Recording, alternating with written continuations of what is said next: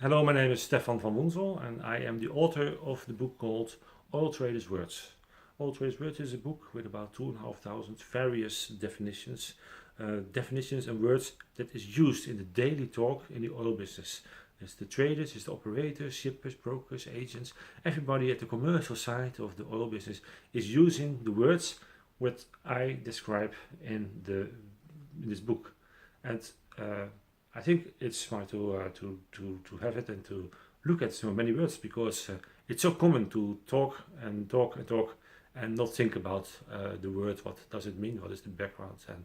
And it's unbelievable that I've been able to make so many words in a book. So it's to be recommended. Um, One example I would like to give for a word which is described is actually in the oil business we need to store the oil and in tanks, and so I described a little bit about the various tank types. What is there in the market? When you see a terminal, then there's a lot of this big white boxes. We call them tanks, but they are all different types because we see tanks with a fixed roof. Um, and some of those tanks with a fixed roof, they have an inner floater. They have actually a roof floating on the oil.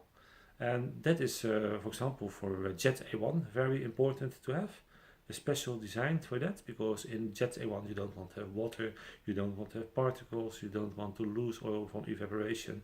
That has to be well maintained, the quality in the tank because imagine this oil is not good enough and it goes into a plane, then the plane will probably go down.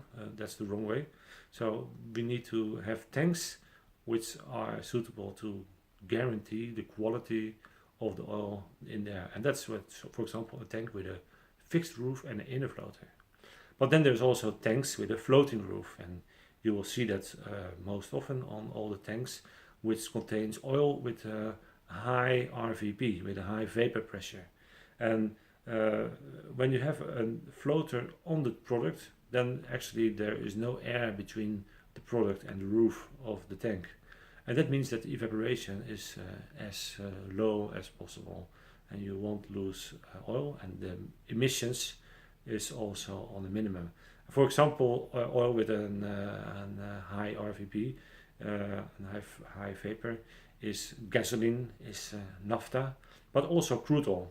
Crude oil is dirty, but it contains gas and all the light products still. So it's a very volatile product, as we call it. Then you also have the tanks with just a fixed roof, and that's oil where you don't want to have oil sticking at the wall. And then we talk about heavy fuel oil, for example. Gas oil has also no need for a floating roof, basically.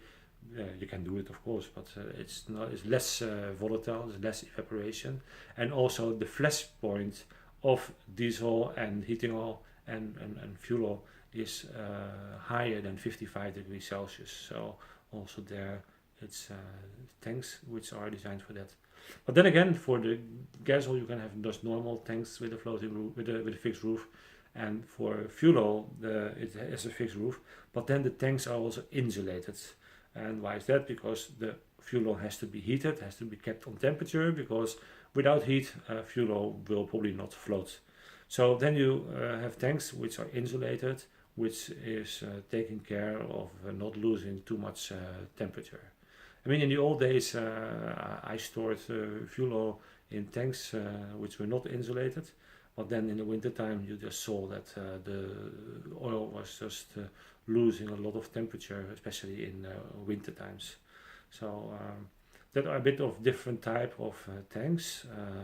And the bottoms they've coined down. That means that when there's oil and there is water on the bottom, then that water will just go to the center of the tank and you can drain it. So most product tanks have drains where you can take water out. Where most crude oil tanks, they don't have drains, and that's not needed because if there is some water, there's always B's and W's, so that's water and bottoms and sediments. It's always there, and that is taken care of in the refinery. So it's a bit special. It's crude oil tanks that you cannot dewater from the bottom. Well, then I've explained a little bit roughly about tank types, and well, as an example. So this is one of the many things which is written about in the book, and there's about 2,500 of words which we use on a daily basis in the book. So please go to Google, try to find all traders words, or go to Amazon.com and then go to see the book. $26.50. So I mean, I put a lot of work in it, and it's only $26.50. I did that to make it possible for everybody to be able to buy a book. Yes. So take your decision. Go to internet, or if you don't want it, if you think you know everything, then don't do it. Up to you. So good luck with your decision, and buy it. And that's what's my recommendation, of course. Thank you very much. Have a nice day.